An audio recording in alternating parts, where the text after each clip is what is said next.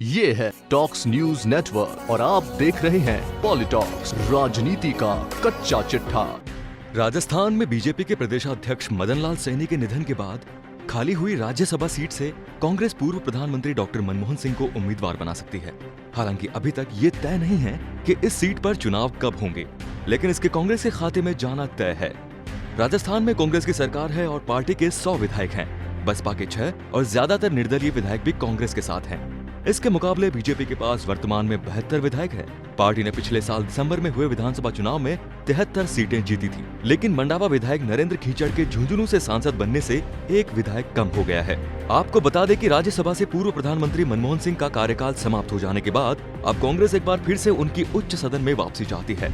इसके लिए कांग्रेस पार्टी अब हाथ पैर मारना शुरू कर चुकी है और इसी के तहत वह गुजरात से खाली हुई 2 राज्यसभा सीटों में से किसी एक से अपने उम्मीदवार को सदन में भेजना चाहती थी। लेकिन सुप्रीम कोर्ट द्वारा अलग अलग तारीखों पर चुनाव कराने पर रोक लगाने की मांग पर सुनवाई से इनकार किए जाने के बाद पार्टी मुश्किल में फंस गई।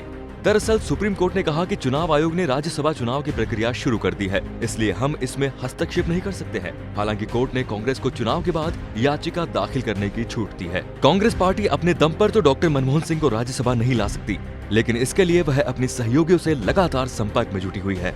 पार्टी को उस वक्त झटका लगा जब वह डीएमके से राज्यसभा के लिए एक सीट पर समर्थन मांगने के लिए पहुंची, लेकिन डीएमके ने इससे साफ इनकार कर दिया। हालांकि इस दौरान मनमोहन सिंह के लिए सीट की चर्चा नहीं हुई, बल्कि सिर्फ सहयोग मांगा गया।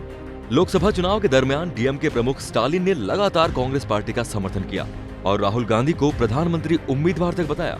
लेकिन जब बात राज्यसभा के लिए समर्थन मांगने तक पहुंची, तो डीएमके ने अपने लोगों के लिए इसे सुरक्षित रखा। 14 जून 2019 को राज्यसभा से सेवानिवृत्त हुए मनमोहन सिंह को उपराष्ट्रपति वेंकैया नायडू ने सम्मान के साथ विदाई दी और कहा कि उच्च सदन में हमेशा आपकी कमी खलती रहेगी। अब तक डॉक्टर सिंह उच्च सदन में असम का प्रतिनिधित्व करते रहे हैं। आपको बता दें कि मनमोहन सिंह लगातार 5 बार 1991 से 2019 तक उच्च सदन में सदस्य रहे। वे इस दौरान लगातार 2 बार देश के प्रधानमंत्री भी रहे।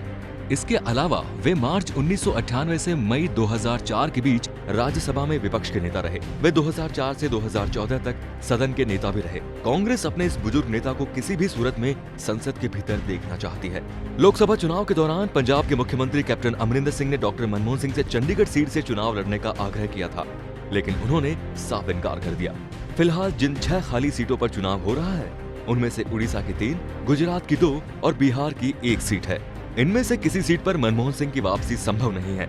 यह कहा जाने लगा था कि मनमोहन सिंह की संसदीय पारी खत्म हो चुकी है, लेकिन राजस्थान बीजेपी के अध्यक्ष मदन लाल सैनी के निधन के बाद खाली हुई राज्यसभा की सीट डॉक्टर सिंह को फिर से संसद पहुंचा सकती है। इस सीट पर कांग्रेस का जीतना तय है। बस यह देखना बाकी है कि चुनाव कब होते हैं और पार्टी मनमोहन सिंह को उम्मीदवार बनाती है या किसी और को। पॉलिटॉक्स ब्यूरो, दिल्ली। ये है टॉक्स न्यूज नेटवर्क और आप देख रहे हैं पॉलिटॉक्स, राजनीति का कच्चा चिट्ठा।